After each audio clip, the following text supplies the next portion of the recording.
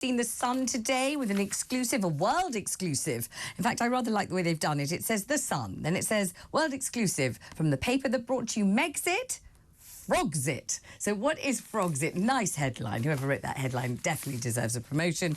King chucks Harry and Meg out of Frogmore and offers it to ... Guess who? Who really deserves it, would you think? It's meant to be delightful, gorgeous. Remember how much it cost to do it up and get it all up spick and span and ready to be inhabited by Harry and Meghan? A couple of mil, wasn't it? Who's it going to be offered to ... Why don't we ask our lovely guest, royal commentator Emily Andrews? She can break the news to you. I don't see why I should. Emily, hello, how lovely to have you on the programme. Hello, darling Vanessa. How are you? I'm all right. It's very, very nice to see your little face. Thank you for joining us. Now, this is, I think, quite unexpected. I just imagined that Frogmore Cottage, which we know isn't a cottage at all, but actually to all the rest of us ordinary folk would be a stately home. It's so big and gorgeous. I thought it would just be kept for Harry and Meghan in perpetuity. A, I thought it was a present to them from the Queen, but B, because I thought that everyone was hoping, particularly their own family, that at some point there'd be some kind of rapprochement and they must always have a base here to come back to. So you tell me what's been going on behind the scenes.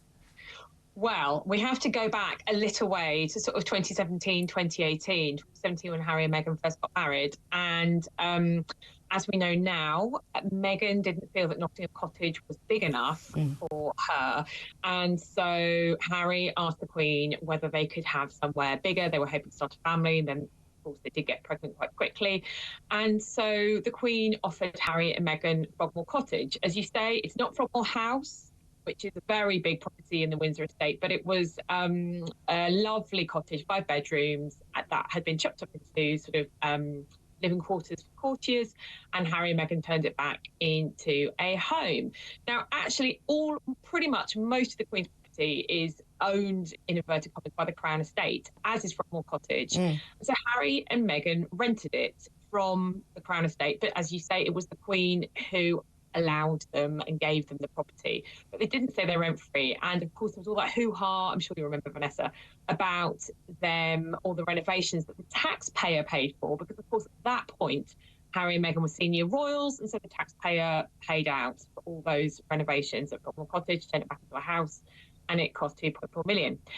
Then we go to Megxit 2020. In fact, actually, I broke the story that they were moving to Frogmore Cottage because they'd fallen out with William and Kate and didn't want to live next door to them at Kensington Palace. So even then, the sort of Frogmore Cottage had a bit of a sort of, backstory to it. 2020, Harry and Meghan moved to California, and they keep on Frogmore Cottage as their UK base, and they began paying rent. I think I wrote the story. They were paying rent of around $18,000 a month, which included gradually repaying that £2.4 million renovation cost that there was all that hoo-ha about.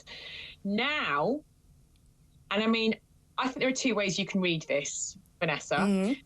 Now, King Charles has said, no, I'm taking it back and I want to give it to Prince Andrew, because Prince Andrew, who's currently living in Royal Lodge at Windsor, and Charles has had to pay for all his security personally, because Andrew now doesn't have any taxpayer public security. Charles has had to pay for Andrew's security at Royal Lodge, so he now wants Andrew to move into Frogmore Cottage, which is within the security of Windsor Castle. So that would save money. So it'd be much cheaper to have him there. It would be much cheaper to have him there. Yeah. Now, some people may read this as good on Charles. He's got a backbone. This happened, by the way, after Harry's publication there. And of course, regular listeners will remember that Harry didn't exactly spare his father, his stepmother, and particularly his brother in terms of criticism. Yeah. And so some people might think, good old King Charles, he's got a backbone. He served his revenge cold to Harry and Meghan. He said, you can't have your house anymore. Other people may read this as it mean of King Charles, publicly, of course, Buckingham Palace, after the publication of Spare, Buckingham Palace was saying, no, nothing to see here. We're not commenting at all. The King is still very fond of his son. It's all very sad. But now we know, thanks to Matt Wilkinson's excellent story in The Sun, that behind the scenes, literally 2 days after Spare was published, Charles's courtiers were saying to Harry, we're going to have Frogmore Cottage back, please. Right. So obviously there's been enormous amounts of speculation about the coronation and whether Harry and Meghan will attend or whether they won't attend. And I think it's kind of universally imagined, or believed at any rate, that the king would love Harry to be there. I think we think that's the case. We know that he made a point of saying, I love Harry and Meghan, didn't he? As soon really as the late Queen passed away. So I think we think he'd like him to be there. But is this a way to engineer a rapprochement, to take their home here away from them and say, yeah, I love you, I'd like you to come to the coronation, but obviously you can't have Frogmore Cottage because that's going to your uncle, so you'll have to stay in a Holiday Inn or somewhere? Well, I think actually there is rapprochement here, because Charles has said that they can stay there until after the coronation, because as we know, Harry values security very highly. He's launched his High Court case against the UK government, spending £300,000 worth of UK taxpayers' money, because of course we're having to defend the case at the High Court, or at least the Home Offices on behalf of, us. Harry wants to be able to pay for Metropolitan Police protection when he's in this country, and RAVEC have said, which are the sort of group that comprised of politicians, Home Office, Buckingham Palace officials, have said, no, you can't, the Metropolitan Police is not for hire. So we know that Harry is very, very concerned about his wife and his family's security. So I think that is an olive branch by Charles. Come, stay at Frogmore Cottage, be safe there, come to the coronation. But I think really this is a long goodbye, because how else can you read this as Charles effectively saying, you're not welcome in this country anymore. Come to the coronation, dear boy. Yes, we love you, father, son, etc., etc. But after that, because Harry's told us that he has to be protected by that, security curtilage within which Frogmore Cottage is situated. It's not open to the public. It's completely private. You can't get into that area at all unless you're a royal pass holder. So it's completely protected. And so effectively, Harry and Meghan probably won't come to the UK anymore. And that's really sad, because Charles is not going to see his grandchildren. Obviously, Archie and Lilibet, it's unlikely that Charles is going to be, hopping on a plane to cross the Atlantic to go and see Harry and Meghan in Montecito. In fact, we know there's been no family members who visited them in California apart from Princess Eugenie and her husband, Jack. And I think this is really, I know from speaking to my sources that the royal family were pretty much to a man and a woman absolutely flabbergasted and horrified by what Harry wrote, particularly in his book, what Harry wrote in his book. That really, yes, the Netflix stuff, we've talked about that before, but it really was the book. And this, I just say, Emily, that this hits home even harder because we know, don't we, that the Queen Consort, now to be known as Queen Camilla, it seems by everybody, is having her own grandchildren an integral part of the ceremonial and the most solemn part of the whole of the coronation. They're going to be holding the canopy over her head when she's anointed, aren't they? And they're her biological grandchildren, and this is kind of the royal blended family. And we know that the king has a great relationship with them and read them Harry Potter when they were growing up and all sorts of things. So she's going to have her grandchildren front and centre, and it's likely, you're saying, that the king won't see Archie or Lilibet ever, or will hardly ever see them, and they won't be part of his life. I think, that story about Camilla's grandchildren, Buckingham Palace off the record have rowed back from that. They have indicated that may not be the case. I mean, it is so smokes and mirrors, with the press offices at Buckingham Palace. I mean, they say one thing, they do another. So who knows? We'll see on the day.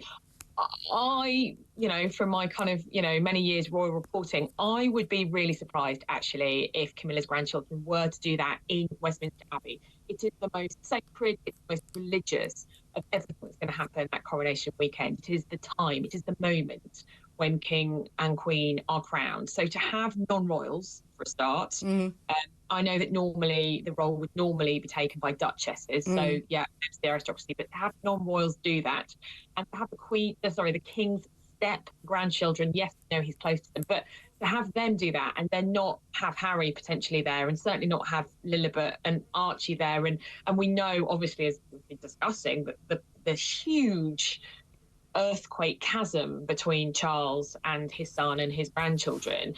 I think it would be a very bad PR move myself. See, I thought it went over beautifully. I thought people loved it. I thought so many people have got blended families. So many people would much rather have, you know, fresh-faced, young, much beloved grandchildren than fusty old duchesses that no one's ever heard of. I thought that was a fabulous PR coup. But let me ask you this. Prince Andrew, what's he going to be thinking about this? Because from what I heard, he's very happy at Royal Lodge and won't want to move to Frogmore Cottage. Plus, as we know, he's always somehow or other managed to carry on living with Fergie, despite the divorce and everything else. Will there be room for Fergie at Frogmore Cottage? Yes, there'll be room for Fergie. And also, I'd expect to see her invited to the Coronation as well. We'll see. Mm-hmm. We'll see. It'll be the first time, I think, since, you know, Andrew and Fergie were divorced, although she did, of course, go to the Queen's funeral. So, you know, yes, she could live there too. Andrew doesn't want to leave Royal Lodge. Sarah Ferguson, Duchess of York, doesn't want to leave Royal Lodge. I think Andrew's pretty upset that Charles has said that he's going to cut all these various grants to members of the family, and that's why potentially Andrew had to leave Royal Lodge, because although he signed a lease 20 years ago and he paid a lot of money, $7.5 million, to renovate it after Queen Mother died, he's only got a peppercorn rent himself that he pays £250 a week, but it needs much more money now spent to renovate. I mean, I think there's that saying, isn't there, that old houses eat money. And so, as I said earlier, the real problem for Charles is the security that he's now having to pay for Andrew. He's paying for private security for Andrew now that Andrew's not senior royal. He doesn't get automatically that Metropolitan Police funded security, which obviously we, the taxpayer, fund. And so if Andrew were to be moving and would move into Frogmore Cottage, he then would benefit from that police security that protects that sort of, you know, Windsor Castle estate area, and then that would save Charles money. But no, Andrew does not want to move. Gosh, so at the moment, Harry and Meghan, we know, desperately offended by South Park. We know that. We know Harry is having some kind of chat on American. Is it a podcast that he's about to be on, talking about something psychological? Yeah, he's doing a live stream. But of course, and so if people wanted to, this Saturday, if people want to ask him questions, they have to pre-submit the questions, and they also have to buy a copy of his book.